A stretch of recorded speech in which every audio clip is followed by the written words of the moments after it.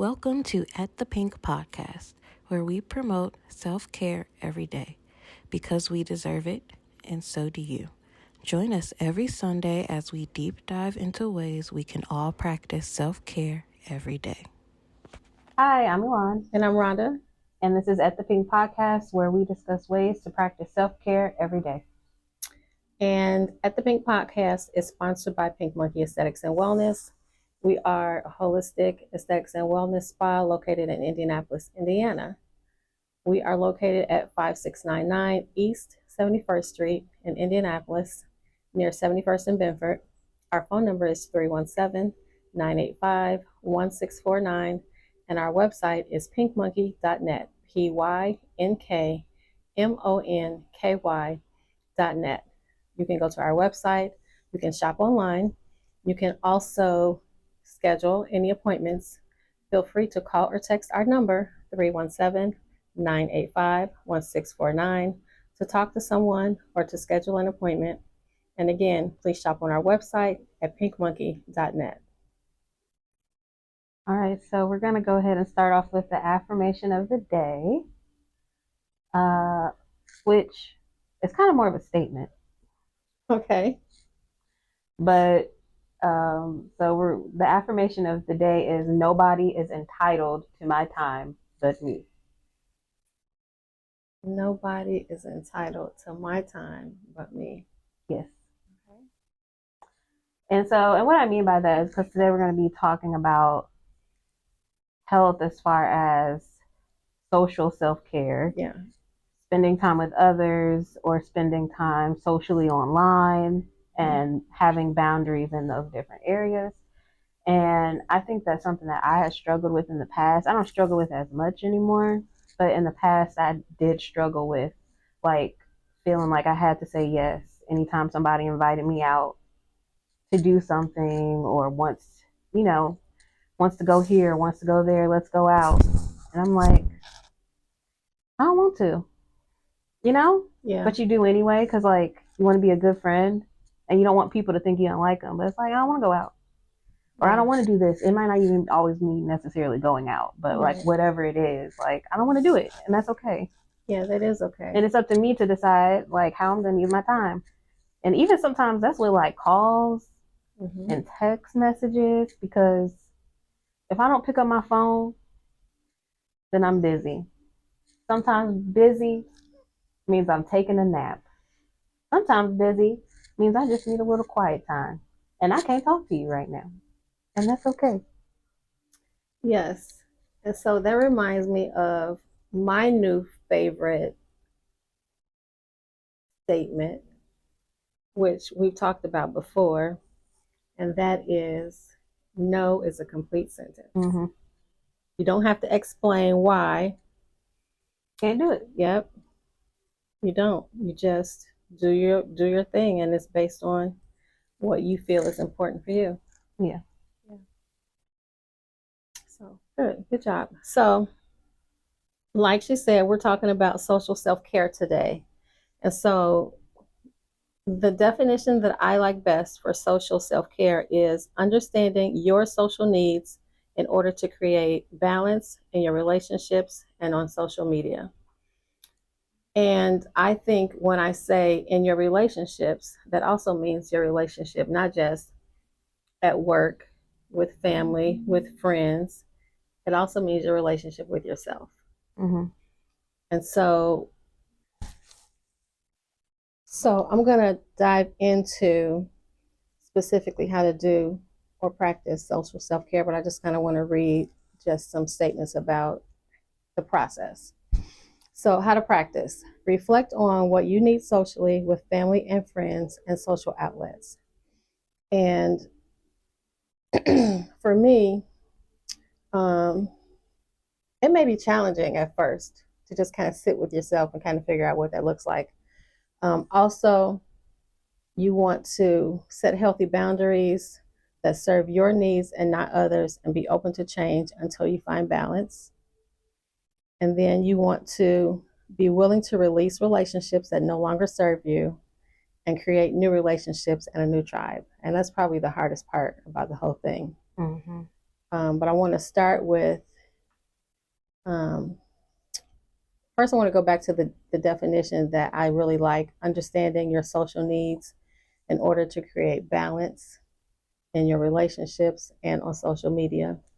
And I want to emphasize that relationships mean relationships at work, relationships with your family, relationships with your friends, and also your relationship with yourself.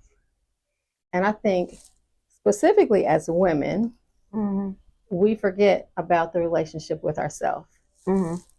And that is where you really need to start with social self care, because you really need to understand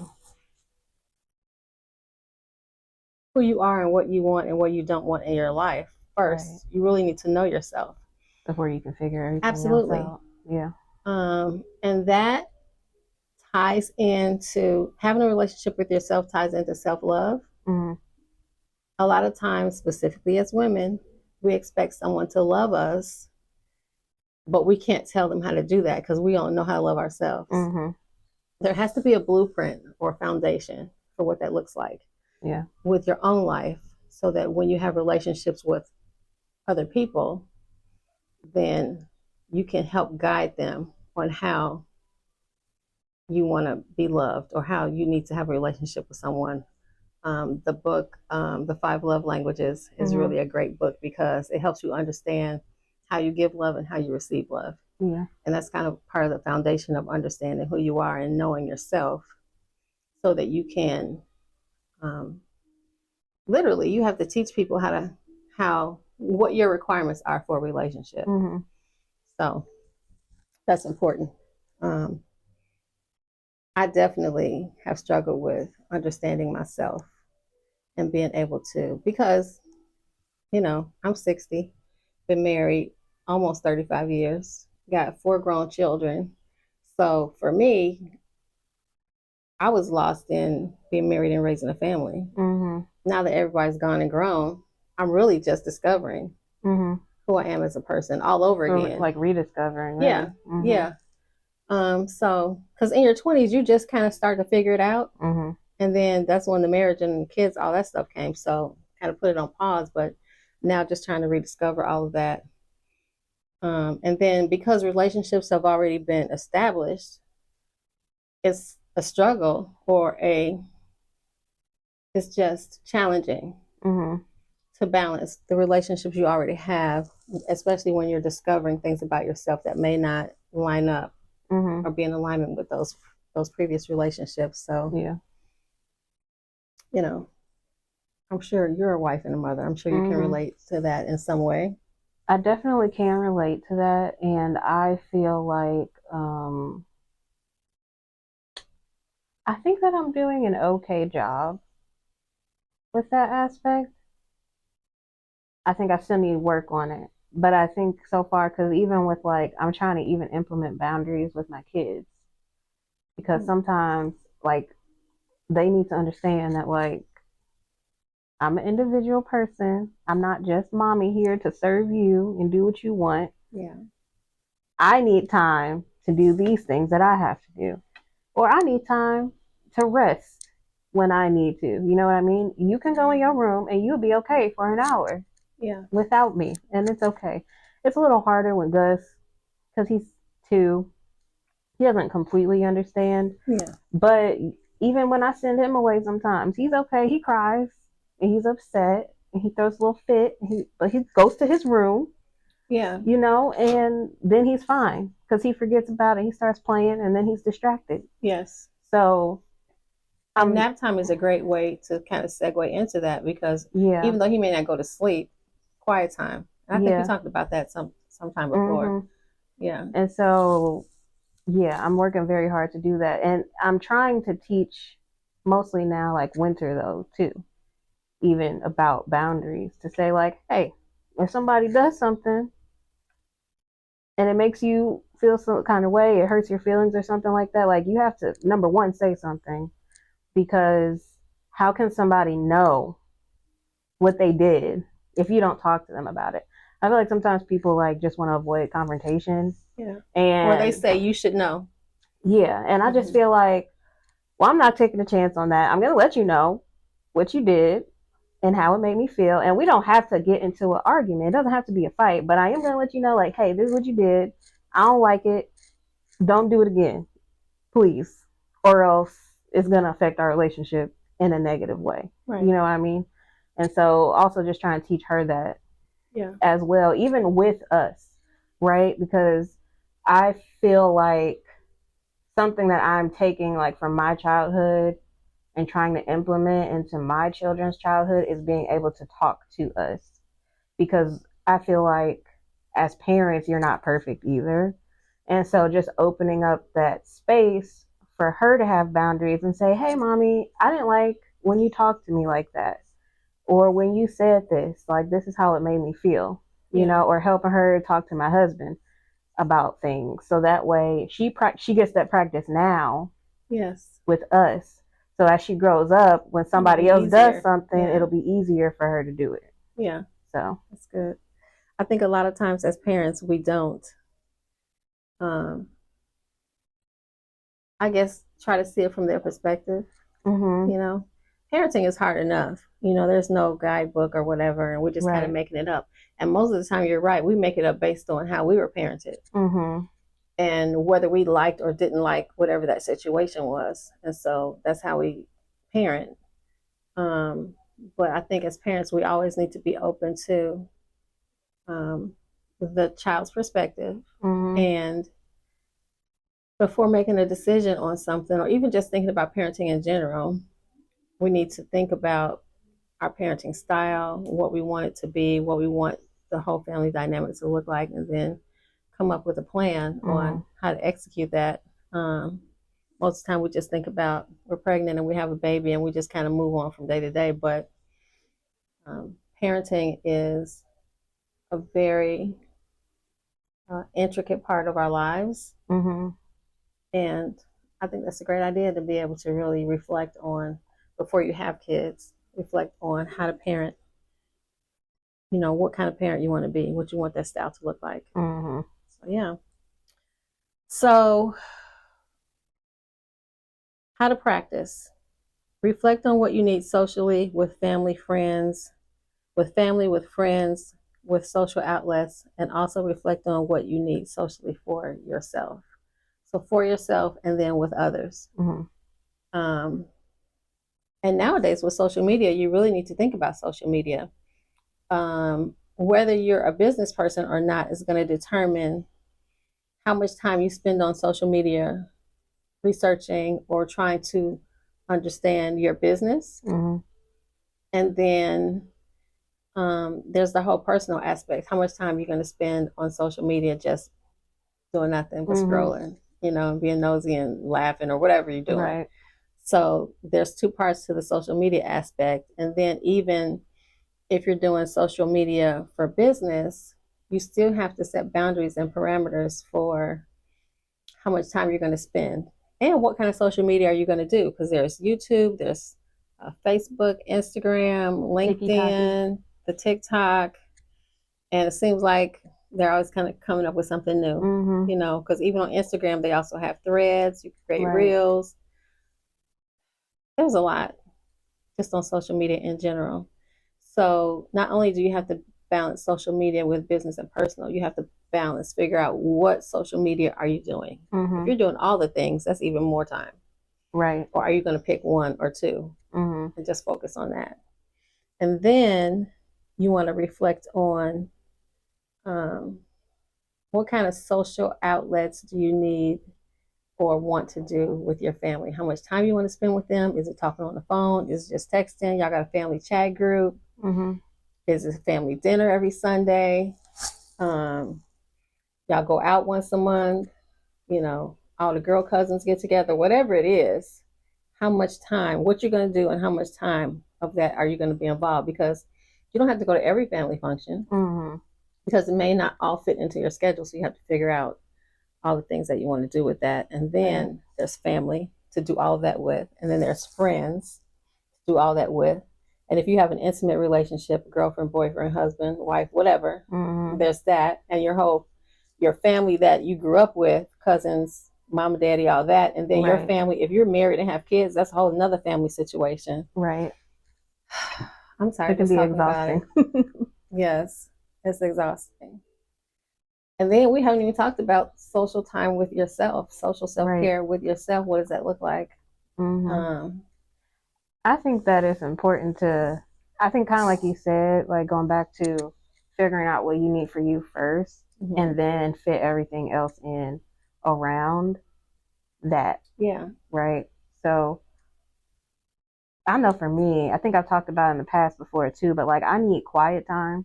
Like we're just nothing. Like I don't want nobody talking to me. I don't want the TV on, no radio on. I don't even want my phone in my hand. I just like to sit in silence. hmm, And I feel like that like recharges me that way. Like some it people does. get charged by being social and being out.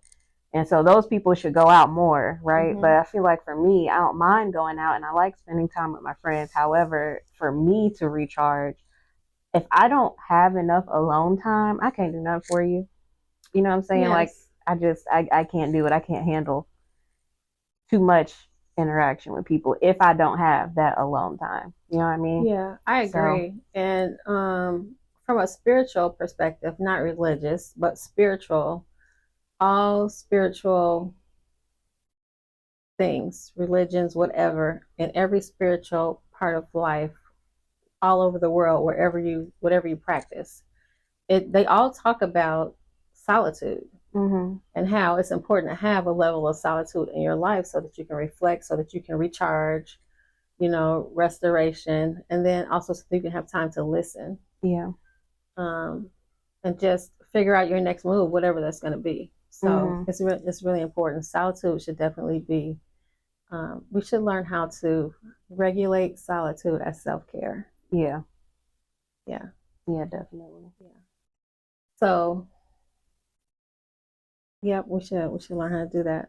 Absolutely. So then the next thing we want to do is we want to set healthy boundaries that serve your needs and not others, and be open to change until you find balance. So once you figure out what you want, what your needs are, and how you want to, who you want to incorporate, Mhm, your work life, your family, friends, all that, you have to set boundaries. So yes, you may want to spend time with your mama, but if mama gets upset because you ain't coming over every Sunday, then mhm, y'all just need to have a conversation and you need to explain to her you need some boundaries. It's only 24 hours in a day, 7 days in a week, mhm, and say, can we do it once a month? Or can we maybe for a longer period of time? So maybe once a mhm. month for 4 hours Or instead of, maybe every other week instead of every right. week. And Yeah. so you need to do with that with everyone in your life, because once you shift, people are going to start noticing, well, why are you not doing this? Why are you not doing that? And Mhm, everybody's going to be like, what's going on? So once you establish what you want, you need to let everybody know these are, maybe you don't have to let everybody know, but as it comes up, mhm, then just have a conversation with that person about some boundaries that you need. Now, the key to that is, though, being open to change until you find a balance. Because the first week you do it, or even the first mhm. month, you're tweaking to Yeah. kind of figure out, okay, I did this month, but I didn't really like that, or let's do it a little bit different. And so you're going Mhm, to be tweaking it over time, which you don't know how long it's going to take. It may take a right. week, it may take a month, it may take a year So you for gotta you be to open really, to the yeah, change, just which is change hard it. for some people. It is. Yeah. Yes, change is very challenging. Um, and not just you changing it, but the people that you're changing it with and for, Mhm. giving them time to adjust or having conversations with them about what that looks like. Yeah, I agree. And then the last part, which I think is the most challenging, is be willing to release relationships that no longer serve you and create new relationships and a new tribe. So, being willing to release relationships that no longer serve you, I think as humans, is one of the hardest things that Mhm, we struggle with. And we need to understand that relationships are not meant to be permanent. Some of them are, but all of them are not. mhm, Like if you have a friend, y'all been together, have been friends since kindergarten, but when you turn 30, it may shift. mhm, Maybe y'all talk every week, and now that you're 30, both married with kids, Y'all might talk once every month, every few months, or whatever. Right. And even in your intimate relationships, as you change and get older and find out that you need different things, yes, you still love that person, but maybe you don't need to spend as much time like 24/7, Mm-hmm. you know? Um, you just have to find a balance Yeah, I in agree. that. And then those relationships that were very challenging from the perspective of someone was your friend just because they was really hating on you, but they want to know everything you was doing so they could have something to Because talk that's a about. real thing. It really is. Frenemy, right? Yeah. They was just hanging around with you because they hated you so much, but they wanted to know all the things so they could go back and talk about you. Right. And you need to understand, because a lot of times we think those people are our real friends. A lot of times you think they're your best friend, Yes, yes, go on and preach. and they are not. Keep your enemies close, and that's exactly what they was doing. Yes. So, yeah, I think a lot of times when I have seen that those situations happen, like it seems like that person you thought that was your best friend, you thought that was your ride or die down for anything, and they are really there plotting Yeah. against you and cursing you, wishing bad on you. Yeah. So, Yeah.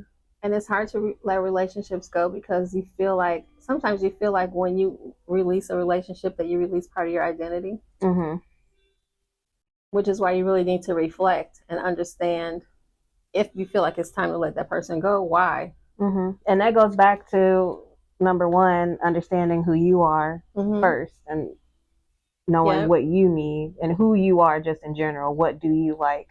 And then when you reflect back on that, like, who am I and what are my boundaries? What are my principles? What do I stand for? And if that person don't fit in that, then it's like, okay, well, you got to go.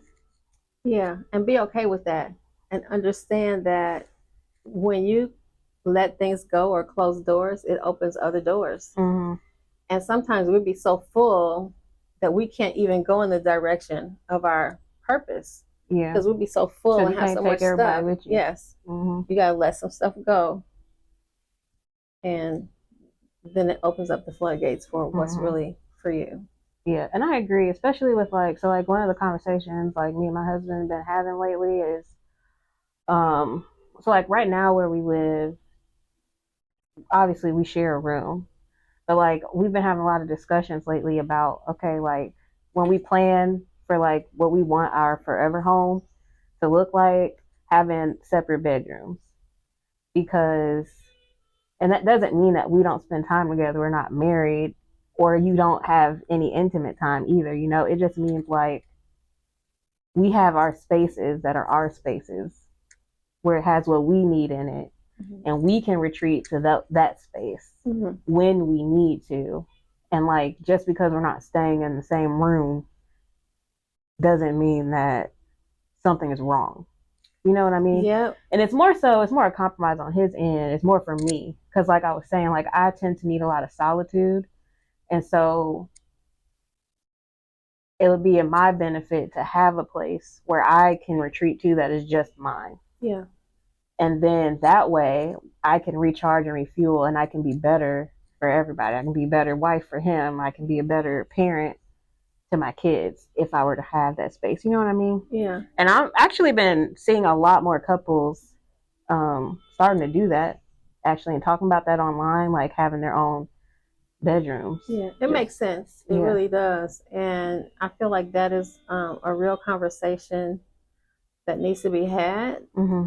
I think it makes for better relationships because you have to think about the fact that when you were single, you had your own space. And when you get married, not only are you sharing a house or an apartment, wherever you live, with another person that you didn't live with before, and there's a whole dynamic of getting to know living with someone in the same house, and then secondly, sharing a bedroom when you it was yours and you did whatever you wanted in there, and now you're sharing. So both of those things together are a lot, and people don't even think about it. But also, even just like I know for me, also another thing is like sleep. Like I noticed that for me, like I sleep better alone. I feel more rested when I'm like sleep by myself. There's Mm-hmm. nobody else because I'm a light sleeper. He's not a light sleeper. He can sleep through anything. He can sleep through a hurricane, a tornado, you name it. Like he could probably sleep through an earthquake. You know what I mean? Meanwhile, I wake up for everything. So if he moves a little bit, I'll wake up. If he snores, I'll wake up. You know what I mean? And Mm-hmm. so that's another aspect, which is this is a little off topic, but just being able to like know that like I need more rest, and it's been proven that women need more rest than men do. And so if my sleep is interrupted, and then I wake up and I'm cranky, I'm yelling at everybody because I didn't get enough sleep. Yeah. Now nobody likes me, but if I have my own bed and I get my sleep and I wake up and then I'm pleasant to be around. You know what I mean? And then everybody's happy. The family's way more happier, Yeah. you know? So just knowing, kind of going back to like knowing what you need Yes. and not being afraid to discuss it Yes. also. Cause like what would happen if we haven't been discussing it so that when the time comes, like we know what we're doing and then he gets upset because it's to him, it comes out of nowhere. Yeah. Right. But it's like having those conversations now so we can talk those things out, work through those things. Like it makes it easier. Or you just don't say anything at all and then you like hate your spouse Yeah. because you don't get any sleep or something like Right. that. You know what I mean? Yeah. Like Absolutely. being comfortable with saying, I need this, you know? Yeah. Absolutely. Yeah. So, I agree. And then the final thing with releasing relationships, being open to new relationships, new tribes. mm-hmm. Um, Which that can be hard too as an adult. it is. I just feel like when I was a kid, I could make a friend anywhere if I really wanted to. You know Yeah. what I mean? And I noticed that even with Winter, we'll go places and she can just find somebody and they're like instant friends. And it helps that she has a very likable personality too. But like I felt that like as a kid it was easier to get to know people and then as an adult you're just like I don't even know how to talk to people anymore. Like how do I even start a conversation? Yeah. You know what I mean? Yeah. So it's hard to like I want to have more friends that do this or into Yeah. this. Like maybe you're trying to change your lifestyle and you don't have any friends who are into like clean eating and working out. But like you need people who are on the same wavelength as you as far as that. But it can be hard It is. to Yeah. like put yourself out there to find a new group Right. to do those things with. So like when you go to the gym, if you see the same person over and over again, when you're there, and you find over time that maybe you all have some things in common, like maybe it's the Mm-hmm. same machines or whatever, or you're struggling with the same body part or whatever. Mm-hmm. How to have a conversation with that person and start Right. a relationship without it seeming creepy. Right. Especially in real life. Mm-hmm. I feel like it's almost easier to do it on social media Yeah. nowadays. But like I feel like it we should be able to do it in real life, but a lot of people struggle with Mm-hmm. it.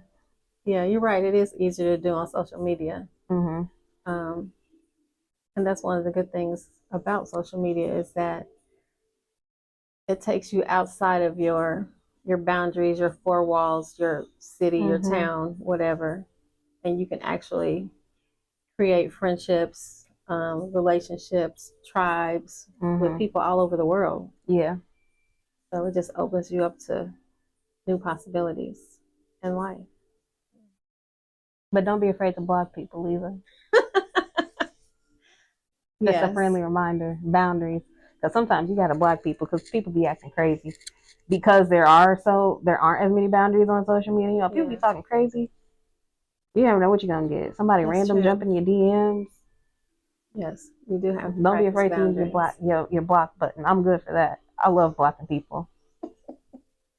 Well, I mean, I think boundaries are important, and you need to not be afraid to. Mm-hmm. I think that's another thing with relationships is that um, sometimes you have what I call energy vampires, and so people will befriend you. You know, they'll like chase you down. They'll like stalk you and they'll make you be their friend. And you feel like, I don't want to just be mean. Although in your gut, you may feel like I need Mm-hmm. to not be with that person or have a conversation or whatever, hang Right. out. But because they keep trying, you was like, okay, I'll do this or I'll do that or I'll talk or whatever. And you can literally feel the drain every time you're with that person, but you're Yes. trying not to be mean. And you need to just realize that's why it's important to know yourself. Right. And listen to your gut. Always listen to your gut so that you can part the sea. Mm-hmm.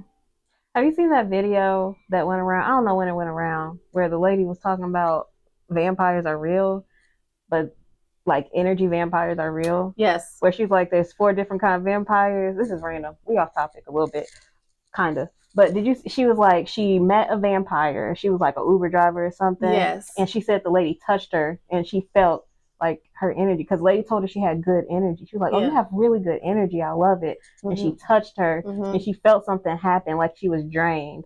And then the lady was like, I'm gonna be honest with you, I'm a vampire.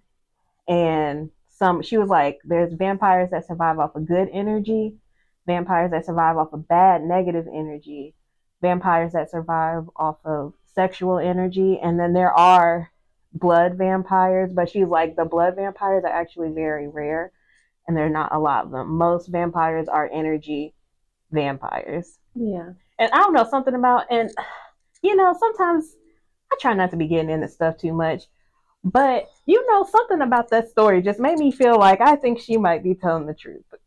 You know what I mean? And because there are it was people, obvious that she was telling the truth. You're around them, and it's like, why do I feel so drained when I'm around you? Yeah.